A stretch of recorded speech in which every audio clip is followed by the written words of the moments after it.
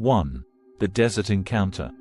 In 2017, while trucking through the Mojave Desert on a night run from California to Arizona, I had an unsettling experience that still haunts me.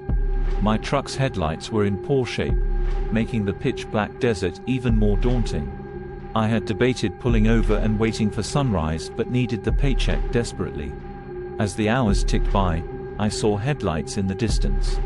Fearing I might hit an animal, I braked hard, screeching to a halt inches from a car stopped right in the middle of the road. The vehicle was a newer red Ford Fusion with its passenger door wide open. My curiosity got the best of me, so I backed up and parked beside it. With no other cars around, I decided to check it out. The car was completely empty, but I noticed the trunk was locked and seemed jammed.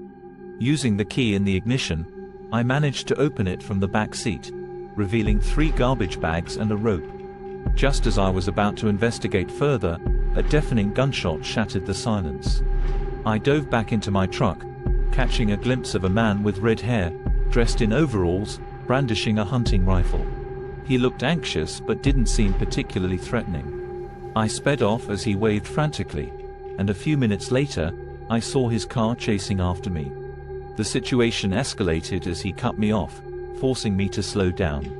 Thankfully, a police cruiser appeared, and the man veered off into the desert, disappearing from sight.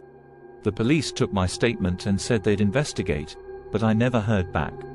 I still avoid driving through deserts at night. Some mysteries are best left unsolved.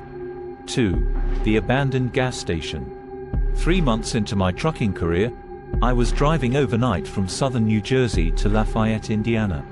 Around halfway through, I needed a break and stopped at what I thought was a service station. Instead, it turned out to be an abandoned gas station with a repurposed convenience store. The place looked like it hadn't been used in years, but I decided to check if there was any snack or drink inside. To my surprise, the store was dark but open. I noticed a faint glow from a back room and went to investigate. There was a refrigerator, but it had been completely gutted. No shelves, just an empty shell. As I was about to leave, I thought I heard something clatter in the main room, but when I went to check, everything was quiet. Feeling uneasy, I quickly grabbed a drink from the open shop next door and returned to my truck. As I drove off, I glanced back and saw the door of the abandoned store swinging open. I was certain I had closed it behind me.